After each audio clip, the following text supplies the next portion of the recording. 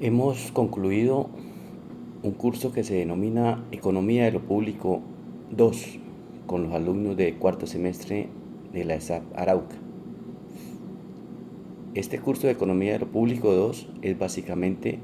una introducción a la macroeconomía. La macroeconomía es la ciencia que estudia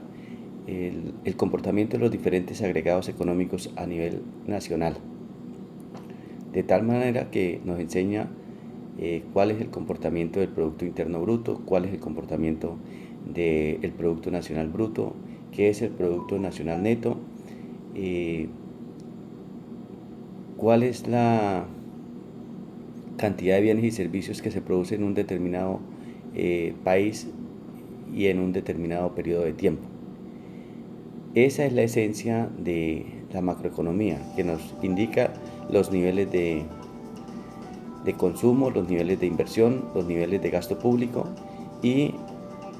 el nivel de exportaciones netas. Lo hemos desarrollado en 6 capítulos de acuerdo con el módulo que propone la institución. Un primer capítulo que tiene que ver con el tema del sistema de cuentas nacionales. El sistema de cuentas nacionales es una metodología con la cual las instituciones del Estado calculan los principales indicadores macroeconómicos. Calculan el valor del Producto Interno Bruto, calculan el valor del Producto Nacional Bruto, calculan el valor del Producto Nacional Neto y por supuesto determinan cuál es la cantidad de consumo realizada por el país, por las familias y los hogares, cuál es el nivel de inversión que realiza en los inversionistas, determina cuál es el nivel de gasto público que realiza el gobierno en un periodo de tiempo y cuáles fueron nuestras exportaciones netas, es decir, nuestras exportaciones menos importaciones. Avanzamos con un segundo capítulo que es el núcleo central del módulo y es la que nos permite determinar el uso de los factores productivos. Este capítulo se denomina demanda y oferta agregada. La demanda y la oferta agregada a partir del concepto de Keynes es supremamente importante para determinar el efecto que tienen las políticas del gobierno, en general las políticas económicas, en el consumo, en la inversión, en el gasto público, en la estructura impositiva que debe tener el país y, por supuesto, en el ingreso disponible. No olvidar que un ciudadano, una persona, un individuo puede tener más o menos ingresos disponibles dependiendo de la magnitud de la estructura tributaria que tenga el país. Es decir, que si el país tiene una estructura tributaria según lo cual los ciudadanos deben cancelarle al Estado un 30%, pues su ingreso disponible para consumo y para invertir solamente sería del 70%.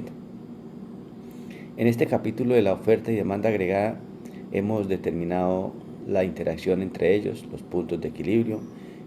precios y de cantidades que satisfacen tanto a consumidores como a oferentes, es decir, a familias y hogares como a los empresarios como principales productores de bienes y servicios y como determinantes de la actividad económica del país. En ese mismo capítulo se hace una introducción al modelo ISLM. El modelo ISLM es un modelo propuesto por economistas para determinar la interacción de la oferta y la demanda agregada, pero básicamente que nos permite ver de qué manera se desplaza la demanda agregada y la oferta agregada cuando existen unas decisiones de política monetaria, unas decisiones de política fiscal y unas decisiones de política cambiaria. Ese modelo tiene básicamente 3 mercados: el mercado de activos o mercado de dinero,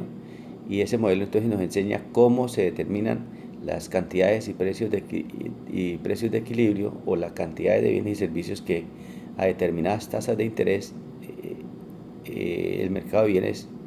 y servicios, o el mercado de activos, que es el mercado de dinero, se encuentra en equilibrio. El modelo ISLM significa, en sus siglas de inglés, inversión, ahorro, demanda de dinero y oferta de dinero. Ese modelo también consagra cómo funciona el mercado laboral, que es otro mercado importante en la economía de un país. Ese modelo nos señala cuál sería la magnitud del desempleo y cuál es la magnitud de la inflación en un momento determinado, y cuál es la relación entre el desempleo y la inflación, cuál es la relación entre el crecimiento económico y el desempleo. Luego miramos el capítulo 4, que tiene que ver básicamente con el tema de desempleo, la importancia del empleo, de los principales factores productivos, pero aquí en este caso la importancia del empleo en la economía nacional o en la economía de un país. Mostramos los efectos económicos, sociales, culturales y psicológicos que produce el hecho de estar desempleado. Una de las dificultades más grandes que tienen las economías subdesarrolladas es controlar los niveles de desempleo, y por supuesto que no es la excepción en el caso colombiano. En ese capítulo del desempleo también nos enseñan cuál es el desempleo real y a qué salarios la economía se encuentra en equilibrio, a qué niveles de salario, porque hay que tener en cuenta que los empresarios también tienen su percepción respecto de los costos, y uno de los factores, si no determinantes, pues sí que inciden, es el tema del empleo del recurso humano, toda vez que cada vez la economía y las empresas requieren personal más calificado, con mayores niveles de competencia y con un salario, digamos, adecuado y justo. Posteriormente se vio hemos avanzado en el quinto capítulo, que es el tema de comercio internacional, las diferentes teorías del comercio internacional, la teoría de la ventaja absoluta propuesta por Adam Smith, la teoría de la ventaja relativa propuesta por David Ricardo, y en las cuales básicamente lo que nos hacen es mostrar las posibilidades que tiene el comercio internacional, las opciones para mejorar el bienestar económico, para que productos que no se producen en la economía de determinado país se lleguen al consumidor final, que los necesita, a unos precios realmente competitivos. La importancia del comercio internacional se da cuando los ciudadanos, es decir, las familias y los hogares, las empresas, obtienen nuevos bienes y servicios que puede producir la economía, pero con unos costos de eficiencia mucho más altos. Y entonces ahí es donde hay que hacer uso del intercambio comercial entre países para que estos productos lleguen a nuestros hogares y familias y a los empresarios a unos precios más asequibles. Este capítulo nos enseñó cómo se determina la tasa de cambio nominal, la tasa de cambio real,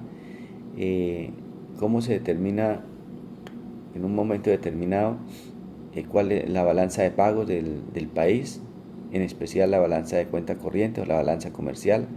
las importaciones de bienes y servicios, importaciones y exportaciones de bienes y servicios, y en general cuál es el efecto que tiene el sector externo en el modelo macroeconómico, según el cual el Producto Interno Bruto es igual al consumo más la inversión más el gasto de gobierno más las exportaciones netas. Finalmente, el capítulo sexto, que tiene que ver con el crecimiento económico de un país o de una nación. La importancia de que el país debe crecer en términos reales, es decir, que el crecimiento debe medirse deflactando las cifras de acuerdo con un indicador que se use o que determine la metodología, que bien puede ser el indicador del IPC, índice de precios al consumidor, o el indicador de precios al productor. Y debe tenerse en cuenta el crecimiento real, porque de nada saca que un país, de nada se sirve que un país crezca en términos nominales o la producción de bienes y servicios crezca en términos nominales, mientras que la inflación está creciendo muy por encima de los precios corrientes. De tal manera que lo que hay que hacer siempre es a los precios de mercado o precios corrientes, deflactarlos con el indicador del IPC y determinar si la economía o si el Producto Interno Bruto de la economía está creciendo en términos reales. Diferentes teorías del crecimiento económico proponen que la necesidad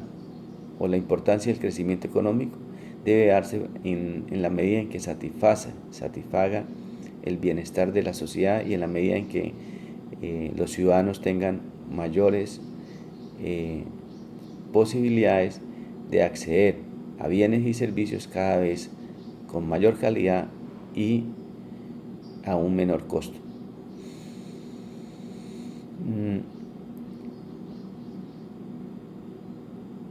El crecimiento económico de un país determina en últimas el porcentaje de uso de la capacidad instalada de su aparato productivo. Esa es la esencia de estudiar por qué un país requiere crecer en términos de su producción interna, para determinar el nivel de ocupación de los factores productivos: tierra, capital, trabajo, tecnología, por qué no decirlo, tiempo. Toda esta serie de conceptos, lo esencial y lo fundamental sería que se pudieran aplicar. Si bien es cierto que la macroeconomía nos dispone una serie de instrumentos y de herramientas para aplicarlas o para hacerlas uso en el análisis macroeconómico global, este curso da herramientas o dio conceptos para que los estudiantes desde cada una de sus perspectivas puedan aplicarlos a nivel local, a nivel regional. Cómo se dinamiza la economía de un departamento, de un municipio. Si no tenemos una percepción clara de cómo funciona la economía, pues probablemente no tengamos la posibilidad de orientar el funcionamiento de la economía a nivel local.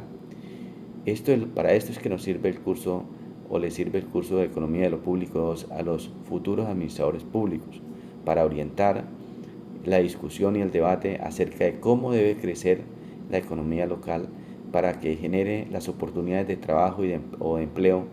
que está necesitando y que ansían en general los ciudadanos. Abrimos el debate para que